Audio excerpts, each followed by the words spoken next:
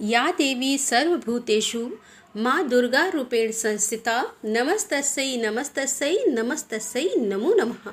जय माता दी। आप सभी पर माँ भगवती का आशीर्वाद सदैव बना रहे। आज नवरात्रि का 7वां दिन है और आज आप सुनेंगे श्री दुर्गा सप्तशती का 12वां और 13वां अध्याय प्रारंभ करने से पहले हम सब मिलकर माँ दुर्गा देवी का ध्यान करें। मैं 3 नेत्रों वाली दुर्गा देवी का ध्यान करती हूँ।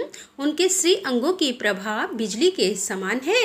वे सिंह के कंधे पर बैठी हुई भयंकर प्रतीत होती हैं। हाथों में तलवार और ढाल लिए अनेक कन्याएं उनकी सेवा में खड़ी हैं। वे अपने हाथों में चक्र, गदा, तलवार, ढाल, बाण, धनुष पास और तर्जनी मुद्रा धारण किए हुए हैं। उनका स्वरूप अग्निमुख धारण करती है। देवी बोली, देवताओं जो एकाग्रचित होकर प्रतिदिन इन स्तुतियों से मेरा स्तवन करेगा उसकी हर बाधा मैं निश्चय ही दूर कर दूंगी। जो मधुकैटभ का नाश, महिषासुर का वध तथा शुंभ निशुंभ के संहार के प्रसंग का पाठ करेंगे तथा अष्टमी, चतुर्दशी और नवमी को भी जो एकाग्रचित हो भक्तिपूर्वक मेरे उत्तम महात्म्य का श्रवण करेंगे उन्हें कोई पाप छू नहीं सकेगा। उन पर पाप जनित आपत्तियां भी नहीं आएंगी। उनके घर में कभी दरिद्रता नहीं होगी तथा उनको कभी प्रेमी जनों के बीचों का कष्ट भी नहीं होगा। इतना ही नहीं, उन्हें शत्रु से, लुटेरों से, राजा से, शस्त्र से, अग्नि से तथा जल की राशि से भी कभी भय नहीं होगा। इसलिए सबको एकाग्रचित होकर भक्तिपूर्वक मेरे इस महात्म्य को सदा पढ़ना और सुनना चाहिए। ये परम कल्याण मैं है। मेरा महात्म्य महामारी जनित समस्त उपद्रव तथा आध्यात्मिक आदि तीनों प्रकार के उत्पातों को शांत करने वाला है। मेरे जिस मंदिर में प्रतिदिन विधि पूर्वक मेरे इस महात्म्य का पाठ किया जाता है उस स्थान को मैं कभी नहीं छोड़ती। वहाँ सदा ही मेरा सन्निध वास रहता है। बलिदान, पूजा, होम तथा महोत्सव के अवसरों पर मेरे इस चरित्र का पूरा पाठ और श्रवण करना चाहिए।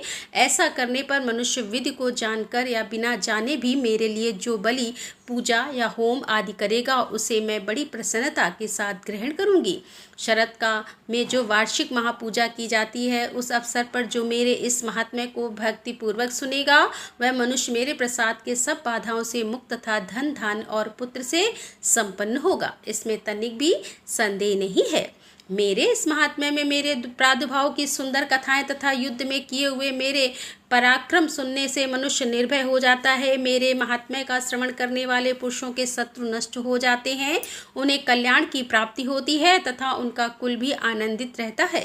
सर्वत्र शांति, कर्म में बुरे स्वप्न दिखाई देने पर तथा ग्रह जनित भयंकर पीड़ा उपस्थित होने पर मेरा महात्म्य श्रवण करना चाहिए। इससे सब विघ्न तथा भयंकर ग्रह पीड़ा एवं शांत हो जाती है और मनुष्यों द्वारा देखा हुआ दुःस्वप्न शुभ स्वप्न में परिवर्तित हो जाता है। बाल ग्रहों से आक्रांत हुए बालकों के लिए यह महात्म्य शांतिकारक है तथा मनुष्यों के संगठन में फूट होने पर यह अच्छे प्रकार मित्रता कराने वाला होता है। यह महात्म्य समस्त दुराचार के बल का नाश करने वाला है। इसके पाठ मात्र से राक्षसों, भूतों और पिशाच का नाश हो जाता है। मेरा यह सब महात्म्य मेरे साम्य की प्राप्ति कराने वाला है। पशु, पुष्प, अर्घ, धूप, दीप, गंध आदि उत्तम सामग्रियों द्वारा पूजन करने से, ब्राह्मणों को भोजन कराने से, होम करने से, प्रतिदिन अभिषेक करने से, नाना प्रकार के अन्य भोगों का अर्पण करने से तथा दान देने से आदि से 1 वर्ष तक जो मेरी आराधना की जाती है और उससे मुझे जितनी प्रसन्नता होती है उतनी प्रसन्नता मेरे इस उत्तम चरित्र का एक बार श्रवण करने मात्र से हो जाती है। यह महात्म्य में श्रवण करने पर पापों को हर लेता है और आरोग्य प्रदान करता है। मेरे प्रादुर्भाव का कीर्तन समस्त भूतों से रक्षा करता है तथा मेरा युद्ध विषय चरित दुष्ट दैत्यों का संहार करने वाला है। इसके श्रवण करने से मनुष्यों को शत्रु का भय नहीं रहता। देवताओं, तुमने और ब्रह्म ऋषियों ने जो मेरी स्तुतियाँ की हैं तथा ब्रह्मा जी ने जो स्तुतियाँ की हैं वे सभी कल्याणमयी बुद्धि प्रदान करती हैं। वन में सोने, मार्ग में या फिर दावनल से घिर जाने पर, निर्जन स्थानों में लुटेरों के दांव में पड़ जाने पर या शत्रु से पकड़े जाने पर अथवा जंगल में सिंह, व्याघ्र या जंगल हाथियों के पीछा करने पर कुपित राजा के आदेश से वध या बंधन के स्थान में ले जाए जाने पर अथवा महासागर में नाव पर बैठने के बाद भारी तूफान से नाव के डगमगाने पर और अत्यंत भयंकर युद्ध में शस्त्रों का प्रहार होने पर अथवा वेदना से पीड़ित होने पर कि बहुना सभी भयानक बाधाओं को उपस्थित होने पर जो मेरे इस चरित्र का स्मरण करता है वह मनुष्य संकट से मुक्त हो जाता है। मेरे प्रभाव से सिंह आदि हिंसक जंतु नष्ट हो जाते हैं। लुटेरे और शत्रु भी मेरे चरित्र का स्मरण करने वाले पुरुष से दूर भागते हैं। मार्कंडेय ऋषि जी कहते हैं कि ऐसा कहकर प्रचंड पराक्रम वाली भगवती चंडिका सब देवताओं के देखते देखते वहीं अंतर्ध्यान हो गई। फिर समस्त देवता भी शत्रुओं के मारे जाने से निर्भय होकर पहले की तरह यज्ञ भाग का उपभोग करते हुए अपने अपने अधिकार का पालन करने लगे। संसार का विध्वंस करने वाले महाभयंकर अतुल पराक्रमी देव शत्रु सुम तथा महाबली निशुंभ के युद्ध में देवी द्वारा मारे जाने पर शेष दैत्य पाताल लोक में चले आए। राजन, इस प्रकार भगवती अंबिका देवी नित्य होती हुई भी पुनः पुनः प्रकट होकर जगत की रक्षा करती है। वे ही इस विश्व को मोहित करती हैं और वे ही इस जगत को जन्म देती हैं और वे ही प्रार्थना करने पर संतुष्ट होकर विज्ञान एवं समृद्धि प्रदान करती है। राजन, महाप्रलय के समय महामारी का स्वरूप धारण करने वाली है महाकाली ही इस समस्त ब्रह्मांड में व्याप्त है। वे ही समय समय पर महामारी होती है और वही स्वयं अजन्मा होती हुई भी सृष्टि के रूप में प्रकट होती है। वे सनातनी देवी ही समय अनुसार संपूर्ण भूतों की रक्षा करती है। मनुष्यों के अभ्युदय के समय में वे ही घर में लक्ष्मी के रूप में स्थित होकर उन्नति प्रदान करती है और वही अभाव के समय दरिद्रता बनकर विनाश का कारण होती है। पुष्प, धूप और गंध आदि से पूजन करके उनकी स्तुति करने पर वे धन, पुत्र, धार्मिक बुद्धि तथा उत्तम गति प्रदान करती है। जय माता दी। इस प्रकार से मार्कंडेय पुराण में सारवण मनवंतर की कथा के अंतर्गत देवी महात्म्य में फल स्तुति नामक 12वां अध्याय पूर्ण हुआ। अब सुनिए 13वां अध्याय और श्री दुर्गा सप्तशती के 13वें अध्याय में राजा सूरत और वैश्य को देवी के वरदान का वर्णन किया गया है।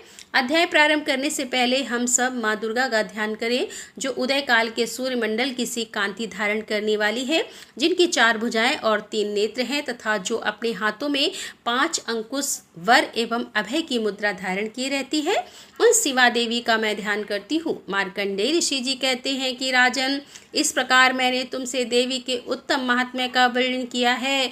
जो इस जगत को धारण करती है उन देवी का ऐसा ही प्रभाव है। वे ही विद्या उत्पन्न करती हैं। भगवान विष्णु की माया स्वरूपा उन भगवती के द्वारा ही तुम यह वैश्य तथा अन्यान्य विवेकी जन मोहित होते हैं, मोहित हुए हैं और आगे भी मोहित होंगे। महाराज, तुम उन्हीं परमेश्वरी की शरण में जाओ। आराधना करने पर वे मनुष्यों को भोग, स्वर्ग तथा मोक्ष प्रदान करती हैं। मार्कंडेय जी ने यह वचन सुनकर राजा सूरत ने उत्तम व्रत का पालन करने वाले उन महाभागे को प्रणाम किया। वे अत्यंत ममता और राज अपहरण से बहुत खिन्न हो चुके थे। महामुनि इसीलिए विरक्त होकर वे राजा तथा वैश्य तत्काल तपस्या को चले गए और वे जगदम्बा के दर्शन के लिए नदी के तट पर रहकर तपस्या करने लगे। वे वैश्य उत्तम देवी सूक्त का जप करते हुए तपस्या में प्रवृत्त हुए। वे दोनों नदी के तट पर देवी की मिट्टी की मूर्ति बनाकर पुष्प, धूप और हवन आदि के द्वारा उनकी आराधना करने लगे। उन्होंने पहले तो धीरे धीरे आहार को कम किया, फिर बिल्कुल निराहार रहकर देवी में ही मन लगाए एकाग्रता पूर्वक उनका चिंतन आरंभ किया। वे दोनों अपने शरीर के रक्त से प्रच्छित बलि देते हुए लगातार 3 वर्ष तक संयम पूर्वक आराधना करते रहे।